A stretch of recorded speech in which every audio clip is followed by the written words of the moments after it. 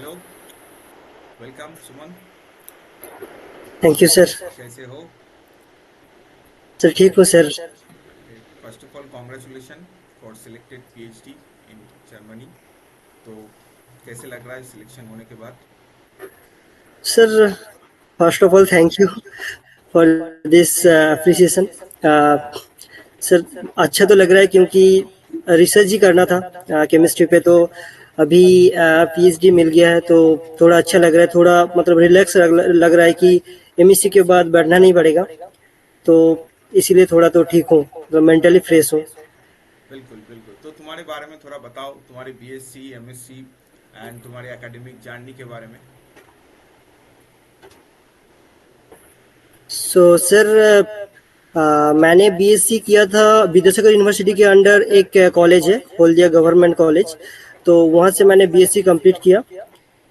Then मैंने 2021 में वो था, तो मैंने उस टाइम फिर मैंने अन अकेडमी के बारे में सुना था, तो उसके बाद मैंने एक मतलब सब्सक्रिप्शन लिया था, तो उससे मैंने 1 मंथ अराउंड प्रिपरेशन किया था। तो उससे 2021 में मेरा रैंक 1140 आया था। तो बट जनरल कास्ट हूँ तो इसीलिए नहीं हुआ था। बट वहाँ से मुझे आप लोगों से बहुत ज़्यादा मोटिवेशन मिला। पहले आपसे मिला था, अनिल सर से मिला था, तो फिर आपने बोला मुझे कि तुम फिर से प्रिपरेशन करो, आराम से हो जाएगा। तो इसीलिए मैंने वो मेरे पास था सब्सक्रिप्शन, तो आपके साथ और पूरा अनअकैडमी टीम के साथ मैंने पूरा प्रिपरेशन किया था। तो उससे नेक्स्ट टाइम 2022 में मेरा रैंक आ गया था, तो उससे मुझे आईआईटी रोपर मिल गया था। तो वहाँ से मैंने एमएससी कंप्लीट किया। अभी मेरा पीएचडी हो गया है, जो है जर्मनी में यूनिवर्सिटी है सार्लेन यूनिवर्सिटी। तो मेरा जर्मनी का जो सुपरवाइजर है वो है प्रोफेसर तांजा गोल्ड है, तो उनके पास से मैं पीएचडी डिग्री करने जा रहा हूँ। बिल्कुल, बहुत ज़्यादा मोटिवेशनल जर्नी है। तो कहाँ से सिलेक्शन नहीं हो रहा है, और जो तुम बता रहे हो विद्यासागर यूनिवर्सिटी से तुम जा रहे हो, और काफ़ी कम बच्चे हैं जो प्रिपरेशन लेता है। ठीक है, मैं भी वेस्ट बंगाल से, मुझे पता है। तो उस सिनेरियो में, और लॉकडाउन बैच से हो, शायद 2021 मतलब लॉकडाउन चला होगा। Yes sir, yes sir. तो उस टाइम से एक साल कॉम्प्लीटली प्रिपरेशन लिया और वापस एक अच्छे रैंक लाया, और आईआईटी रोपर बहुत ही अच्छे जानी है। तो मुझे बताओ, ये जो पीएचडी के बारे में जो अप्लाई किया, इसको कब सोचा? जो बाहर जाना है, अब्रॉड पीएचडी करना है, ये कब सोचा था? पहले से ही सोच के रखा था या एमएससी में जाकर? सर अगर सच बताऊं तो पहले से कुछ भी मतलब ठीक नहीं था कि मुझे बाहर जाना था, मुझे पीएचडी ऐसे ऐसे करना था। बट ये मुझे ये था कि मुझे हायर स्टडी करना है, इसके ऊपर कुछ अच्छा करना है केमिस्ट्री के ऊपर। तो इसलिए बीएससी के बाद तो मैंने आप लोगों से इंस्पायर होकर आईआईटी चला गया। वहाँ जाके सर आईआईटी और यूनिवर्सिटी का अलग एक एनवायरनमेंट है, ठीक है, कि वहाँ जो इनपुट मिलता है वो बहुत ज़्यादा है, और वहाँ का जो कनेक्शंस है वो बहुत ज़्यादा है। तो वहाँ जाके बहुत सारी चीज़ पता चला कि कैसे पूरा कोर्स वर्क और कैसे जो प्रोजेक्ट वगैरह करना होता है, लैब एक्सपीरियंस। उसके बाद पता चला कि हम बाहर भी जा सकते हैं, इंटर्नशिप भी कर सकते हैं, इंडिया में भी कर सकते हैं, बाहर भी कर सकते हैं, बहुत सारे स्कॉलरशिप। इतना ज़्यादा डेटा था। तो और गाइड करने के लिए हर जगह पर, हर आईआईटी में फैकल्टी एडवाइजर दिया जाता है कि पूरा बैच को गाइड करने के लिए एक प्रोफेसर चूज किया जाता है, पूरा बैच को गाइड करते हैं। तो इसलिए क्या होता है कि वो जो प्रोफेसर रहते हैं वो पूरा इनपुट देता रहता है कि तुम्हें ऐसा करना है, तुम्हें वैसा करना है। तो उससे एक रास्ता मिल जाता है कि हमें कैसे आगे लाइफ में क्या करना है, ठीक है। और आईआईटी में ऐसा ही होता है कि तुम्हें बहुत ज़्यादा मोटिवेट किया जाता है कि तुम इसमें हायर स्टडी करो बहुत ज़्यादा, तो उससे बहुत बढ़िया तुम्हारा करियर में कुछ सेटअप होगा। तो इससे बहुत ज़्यादा मोटिवेशन मिला कि हाँ, हमें भी पीएचडी करना चाहिए। और प्रोजेक्ट करने के टाइम और इंटर्नशिप के टाइम हमें पता चल जाता है कि हम इसके लिए कैपेबल है कि नहीं है, क्योंकि ये बहुत ज़्यादा हेक्टिक है, क्योंकि ये बहुत काम करना पड़ता है। तो कुछ मेरा दोस्तों वगैरह जिन्होंने बहुत अच्छा स्टूडेंट है बट कोचिंग इंडस्ट्री पे चले गए, बट तो इसमें एक्सपीरियंस हमें कैसे लगा वहाँ पे रोपर में? मतलब अगर टोटल स्टूडेंट में देखा जाए, कितने पीएचडी कर रहे हैं और कितने प्लेसमेंट लिया है? सिर्फ पीएचडी तो हमारे बैच में बहुत ज़्यादा है। हमारे बैच में टोटल 22 स्टूडेंट है जो एडमिशन लिए थे, तो उसके अंदर 14 स्टूडेंट अभी बाहर जा रहे हैं। तो बाकी 2 स्टूडेंट आई थिंक इंडिया में कर रहे हैं और 2 अभी कोचिंग इंडस्ट्री पे चले गए। ठीक, और बाकी कुछ नेट गेट का प्रिपरेशन कर रहे हैं और कुछ जॉब्स वगैरह के लिए भी कुछ ट्राई कर रहे हैं। ठीक है, ऐसे ही। तो ये जो अब्रॉड जा रहे मेजोरिटी बच्चे जो अब्रॉड जा रहे हैं, तो किस तरीके से अप्रोच कर रहे हैं? मतलब एमएससी में जब तुम लोग थे तो कैसे अब्रॉड में अप्रोच किया, प्रोफेसर को किस तरीके से मेल लिखा, किस तरीके से पोर्टफोलियो को स्ट्रॉन्ग किया, इसको थोड़ा डिटेल्स में एलाबोरेट करो। सो सर, पहली बात तो है कि वहाँ जाने के बाद अगर सही गाइडेंस मिले तो सब कुछ पता चल जाएगा। फिर भी जो प्रोसेस है वो मैं बता देता हूँ। फर्स्ट सेमिस्टर जो पूरा प्रोसेस जैसे मैं गया था वो बताता हूँ थोड़ा। कि फर्स्ट सेमिस्टर जो गया था वो पूरा अलग ही था, क्योंकि एक अलग एनवायरनमेंट से अलग एनवायरनमेंट। वहाँ पर जस्ट मतलब 4 मंथ का कोर्स होता है, कोर्स वर्क, तो उसमें बहुत वास्ट सिलेबस होता है। ठीक है, तो वो कंप्लीट करना पड़ता है, तो सोचने का टाइम ही नहीं मिलता। आप सोच रहे हो कि 2 दिन के बाद मैं बना लूंगा, तो जब का काम तब करना पड़ता है। अभी करना है तो अभी करना है, बाद में कुछ नहीं होता, इतना ज्यादा प्रेशर रहता है। तो इसके इसके बाद क्या हुआ कि जो इंटर्नशिप वगैरह, ये पहले आया इंटर्नशिप। ठीक है, जो इंटर्नशिप है वो बाहर पीएचडी लेने के लिए बहुत ज्यादा बूस्ट करता है सीवी। तो बाहर जाने के लिए यूएसए और यूरोप के लिए 2 अलग अलग होता है। ठीक है, तो दोनों अलग अलग क्राइटेरिया लेता है, बट जो डॉक्यूमेंट्स वगैरह होता है वो 80-90% सेम ही होता है। ठीक है, तो उसके अंदर आता है सीवी, रिसर्च समरी और कवर लेटर या मोटिवेशनल लेटर जो भी हो। तो ये जो है, इसके लिए आपको चाहिए डेटा। तो ये डेटा कहाँ से मिलेगा? आपके सीवी में जो जितना ज्यादा आपका डेटा रहेगा, जितना आपका क्वालिफिकेशन रहेगा, उतना आप पॉइंट ज्यादा मिलेगा आपको। पॉइंट बेसिस पे बहुत ज्यादा होता है। तो इसमें क्या होता है कि अगर आप इंटर्नशिप करेंगे तो इसमें सीवी में एक पोर्शन रहता है, बहुत सारे पैरा रहता है, उसके अंदर एक रहता है एक्सपीरियंस। तो एक्सपीरियंस का जो कॉलम जो रो रहता है, उसमें अगर आपका जितना डेटा होगा वो आपका सीवी उतना बूस्ट करेगा। ठीक है, और आप आएगा रिसर्च इंटरेस्ट। अगर आप रिसर्च इंटरेस्ट भी देंगे तो रिसर्च समरी जो आप रिसर्च किए हैं वहां पर रिसर्च आपका मतलब यहाँ पे इंटर्नशिप की बात कर रहा हूँ, मतलब जो इंटर्नशिप में किया है। रिसर्च समरी में आपका आता है, पहली बात तो इंटर्नशिप का रिसर्च समरी आता है, और दूसरी बात हमारा जो स्टार्ट होता है पीएचडी एप्लीकेशन के लिए यूएसए के लिए स्टार्ट हो जाता है अगस्त से दिसंबर 1-2 तक रहता है। क्योंकि मैं मेरे दोस्तों में 2 ऐसे सिक्योर किया है यूएसए। तो एक तो जो प्रोसेस है, जो पहले से जो प्रोसेस था ऐसे ही फॉलो करके गया है, और एक इंटरव्यू देके गया है, वो मैं बाद में बात करूंगा। तो ये जो प्रोसेस है उसके लिए दिसंबर तक टाइम रहता है। तो आपको आपका जो सेमिस्टर स्टार्ट होता है वो अगस्त से स्टार्ट होता है। और आ, सब आईआईटी में अलग अलग क्या रहता है कि प्रोजेक्ट रहता है। जैसे मेरा कुछ दोस्त आईआईटी मंडी पे है, तो उनका जो प्रोजेक्ट है वो फर्स्ट ईयर से ही स्टार्ट हो जाता है, साइड बाय साइड चलता रहता है। बट हमारे केस में आईआईटी रोपर में क्या होता है कि जो लास्ट ईयर है, 3rd सेम 4th सेम, उसमें रहता है माइनर प्रोजेक्ट 3rd सेम, और जो 4th सेम है वो मेजर प्रोजेक्ट रहता है। तो माइनर प्रोजेक्ट में भी हमारा काम होता है। तो अगर आप नवंबर तक आपका क्या हो जाएगा, एक आपका जो 3rd सेम है वो खत्म के आसपास आ जाएगा। आपको लिखने के लिए एक सही प्रोजेक्ट मिल जाएगा, टाइटल मिलेगा, थोड़ा कुछ लिखने के लिए आप हो भी जाएगा उसमें। तो यही होता है।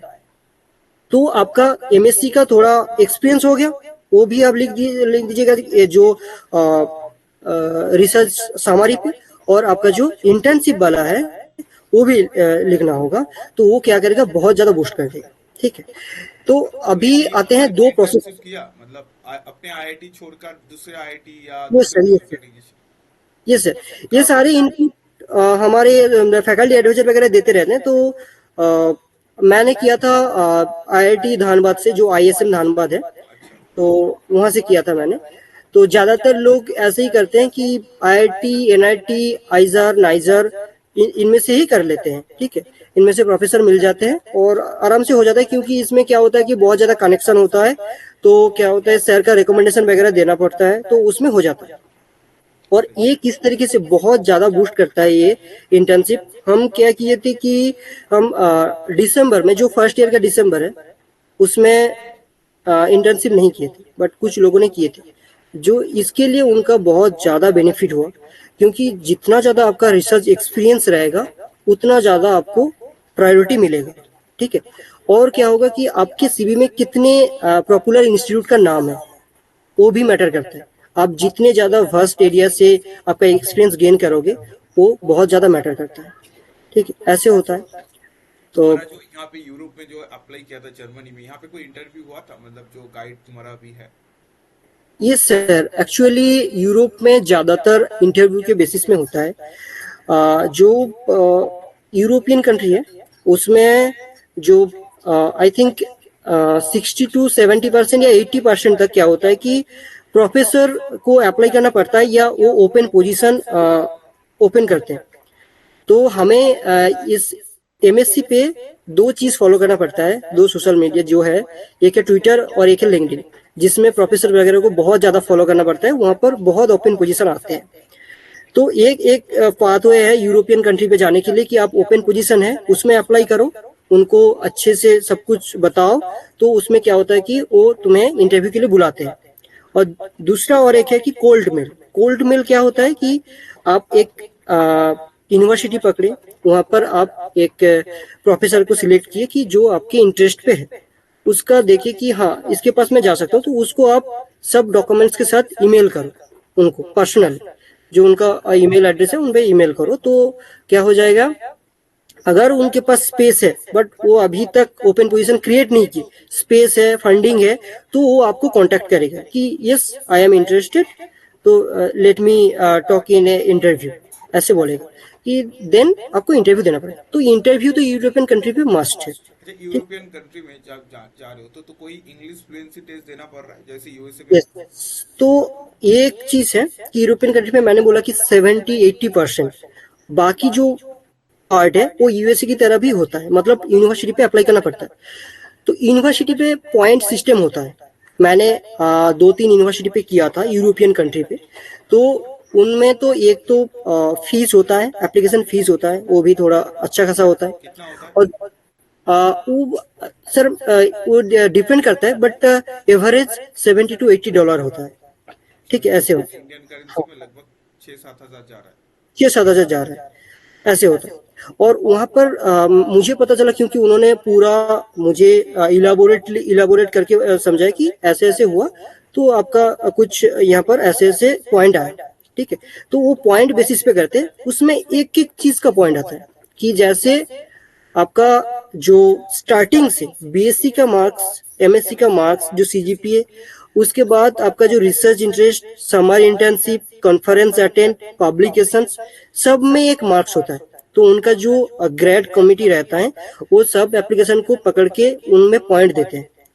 उनमें जिनका ज्यादा पॉइंट आता है उनको क्या करते हैं, वो सिलेक्ट करके रखते हैं, और बाकी को वो रिजेक्ट करते हैं। सिलेक्ट करके जो रखते हैं, यूरोपियन कंट्री पे इंटरव्यू मस्ट होता है, तो उनका वो इंटरव्यू लेते हैं, फिर उनको सिलेक्ट करते हैं। ये प्रोसेस होता है। ठीक है, बाकी 20%। अच्छा, मतलब यहाँ पे जो तुम बता रहे हो, ये जो बीएससी एमएससी मार्क्स दिया जा रहा है, अच्छा किसी बच्चे को अगर ड्रॉप है, लेट्स कंसीडर तुम्हारी ड्रॉप है, तो क्या यस, उसको कोई क्वेश्चन पूछा जाएगा इसके बारे में, जो तुम्हारा क्यों ड्रॉप है यहाँ पे, या लाइक? ज्यादातर सर फॉरेन कंट्री पे एक ही चीज पे फोकस रहता है कि आपका नॉलेज कितना है।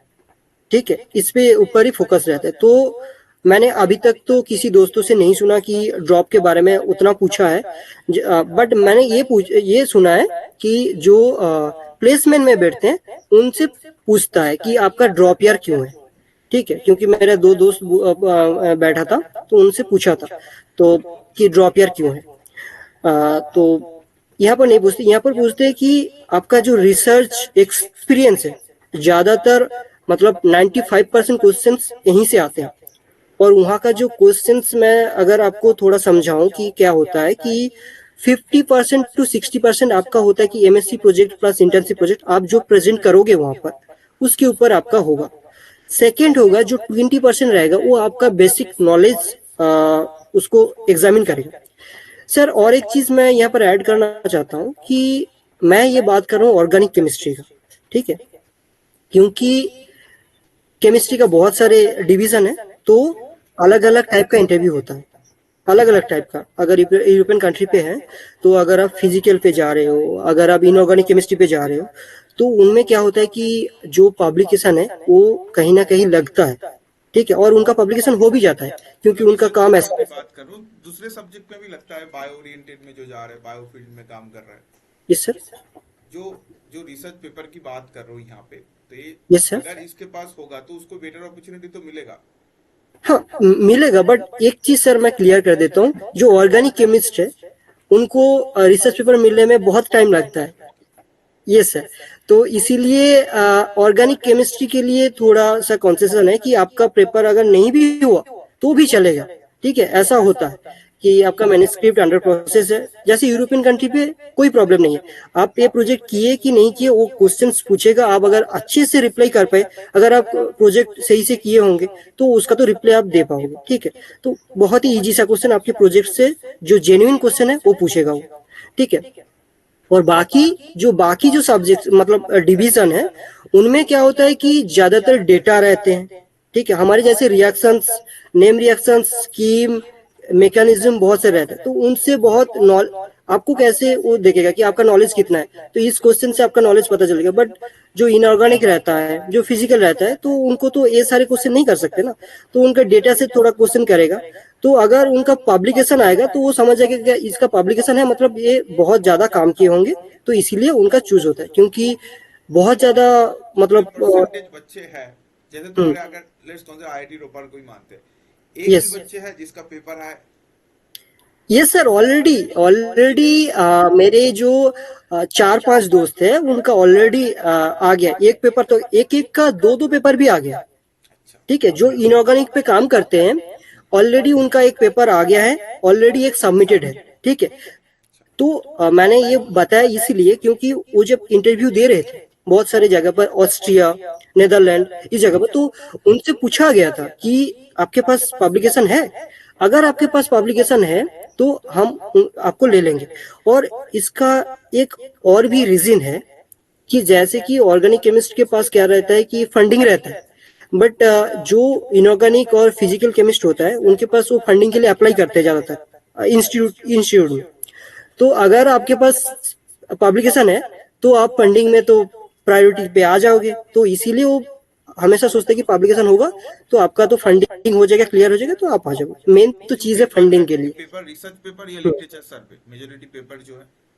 नो सर, आईआईटी आईजार ये रिसर्च पेपर ही होता है, इसमें कुछ लिटरेचर सर्वे नहीं होता है, ये प्रॉपर रिसर्च पेपर है। ठीक है, ठीक है, क्योंकि काफी बच्चों को ऐसे मुझे पूछते हैं, सर लिटरेचर सर्वे अगर पेपर बना लेते हैं तो क्या उसमें कोई बेनिफिट मिलेगा?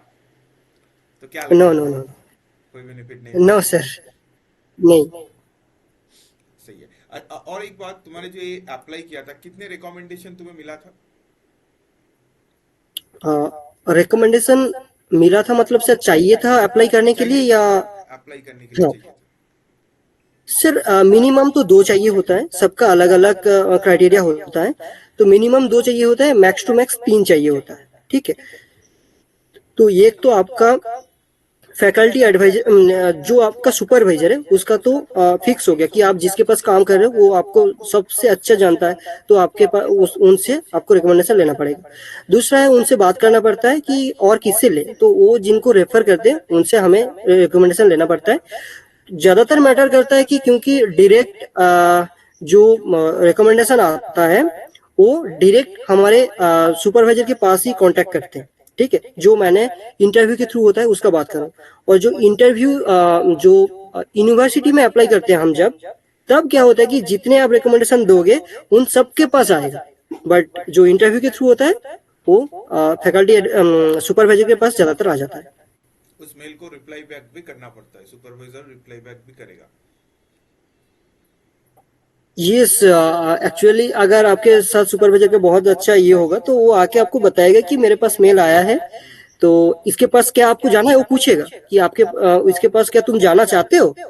तो अगर आपका हाँ हो तो वो ऐसे पॉजिटिव रिप्लाई करेगा, तो उससे 95% केस में हो जाता है। बिल्कुल बिल्कुल बिल्कुल, रिकमेंडेशन काफी मतलब सबसे इम्पोर्टेंट रोल प्ले करता है अप्रोच। इम्पोर्टेंट होता है। बिल्कुल। यस अच्छा, करेंटली जो तुम जा रहे हो जर्मनी में, तो यहाँ पे तुम्हारे स्टाइपेंड कितना है?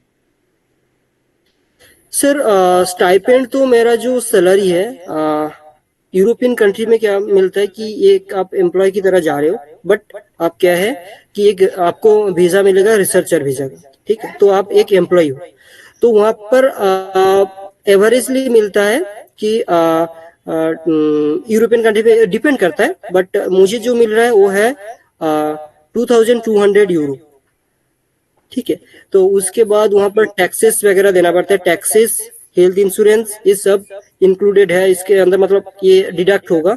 उसके बाद मेरे पास जो आएगा वो अराउंड 1500 यूरो के पास आएगा। और यहाँ पर एक और चीज अच्छा है, जो है कि जैसे आप काम करते हो कि आपका इंक्रीमेंट होता है, वैसे ही यहाँ पर भी ऐसे कुछ रूल्स है कि आपका 1 साल के बाद ऐसे इंक्रीमेंट हो जाएगा 10%, उसके बाद पब्लिकेशन के बाद भी इंक्रीमेंट। वैसे बहुत सारे क्राइटेरिया है, उसके बाद धीरे धीरे इंक्रीमेंट हो जाएगा। मतलब जो ठीक है, जैसे ऐसे होता काम करते रहेगा उसको इंक्रीमेंट होता रहेगा कंटिन्यूअसली, है। मतलब ये एक सर, ये सर, स्टेप ये वाइज सर, आगे जाता रहेगा। जैसे हमारे यहाँ पे बिल्कुल। जीआरएफ होता है, 2 साल के बाद एसआरएफ हो जाते हैं, तो यस, इस यस सर। तरीके। यस, यस, यस, यस, सही है। ऐसे मिलता है। तो इसके बाद तुम्हारा नेक्स्ट प्लान क्या है आफ्टर पीएचडी?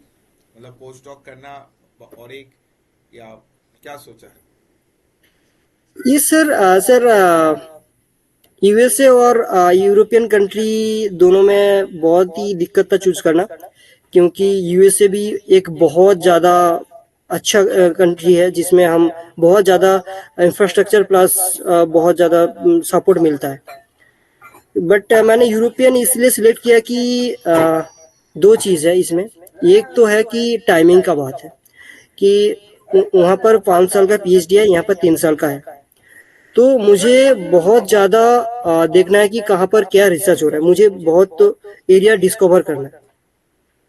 तो एक होता है कि एक चीज पे काम करके उसमें अच्छा रिजल्ट लाना, और बहुत सारी चीज एक्सप्लोर करके एक अच्छा चीज ढूंढ के उसमें अपना 100% देना। तो मैं सेकंड पे थोड़ा इम्प्लीमेंट हो रहा हूँ कि मुझे बहुत ज्यादा तुम्हारे को एक्सप्लोर करना है यूएसए अभी। में कितना तो टाइम लग इसीलिए रहा है मैं पढ़ाई में? जितना टाइम, यस, कहाँ पर 5 साल सर? टाइम लग रहा है और तुम्हारे यहाँ पे 3 साल में हो रहा है, तो लगभग तुम पोस्ट डॉक के लिए भी अप्लाई कर सकते हो यहाँ पे आराम से, मतलब जब तक वहाँ पे पीएचडी एग्जैक्टली नहीं सर। होता। और पोस्ट डॉक होता है कि 1 ईयर टू 1.5 ईयर होता है। तो मेरा ये एम है कि मैं 3 साल में पीएचडी जो है उसको मैंने एक्सप्लोर करूंगा।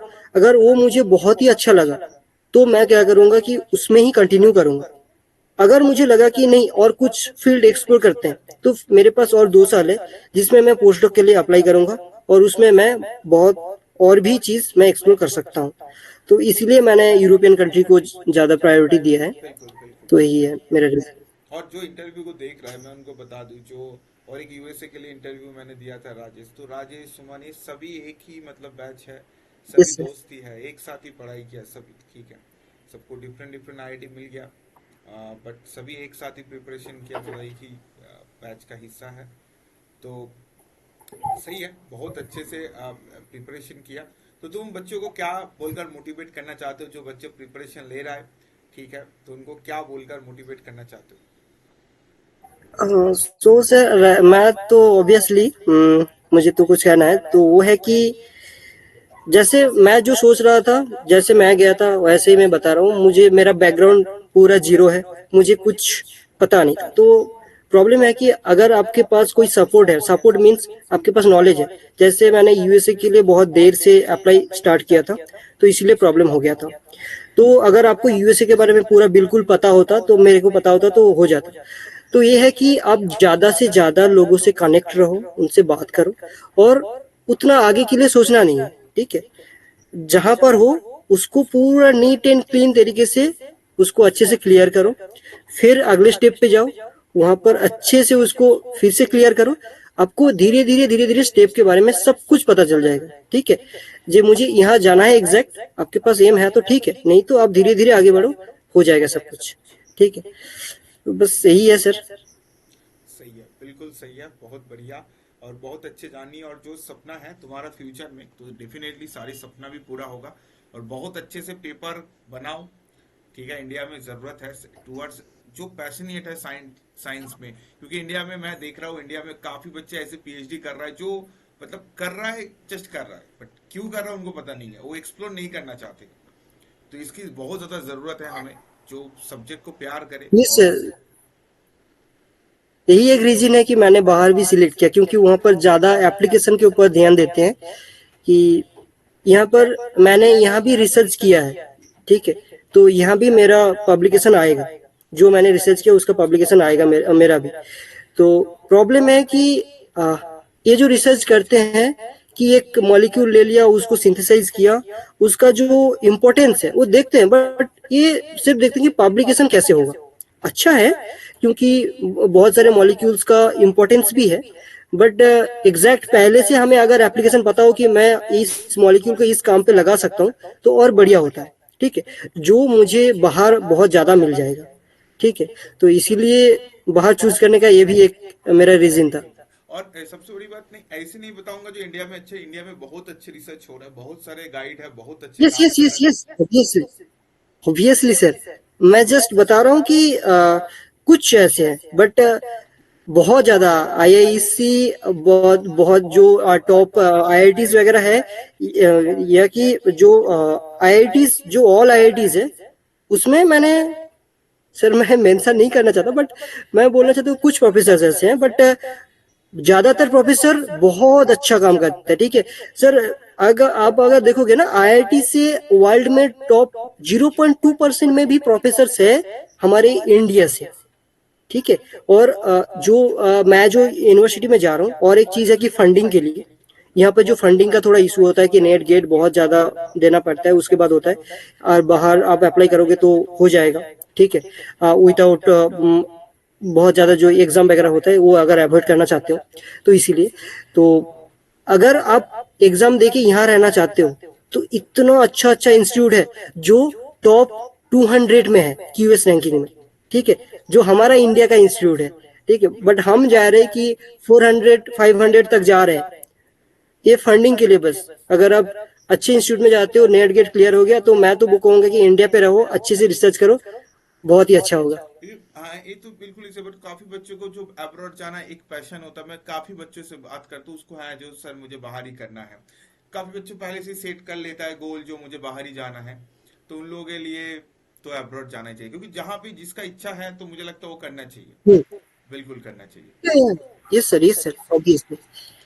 तो कॉन्ग्रेचुलेशन वंस अगेन सुमन, तो थैंक यू सो मच। तो सारे जो एक्सपीरियंस है सब कुछ शेयर करने के लिए, तो जो स्टूडेंट्स इन सभी को देख रहा है, तो उनको काफ़ी ज़्यादा मोटिवेशन मिलेगा, और उनको पता भी चलेगा किस तरीके से अप्लाई करना है, और रियलिटी क्या है, अपने सीवी कैसे बनाना है, सब कुछ। और तुम लोग जो सुमन के साथ कांटेक्ट करना चाहते हो, तो फेसबुक या लिंक्डइन सभी में प्रोफाइल है तुम्हारा, yes sir, LinkedIn, yes sir, तो डेफिनेटली यस सर, फॉलो कर सकते हो, और उसे पूछ सकते हो। तो thank you so much Suman, all the best for your future, और बहुत अच्छे से काम करो। Thank you so much. Yes sir, thank you sir, thank you sir. चलो।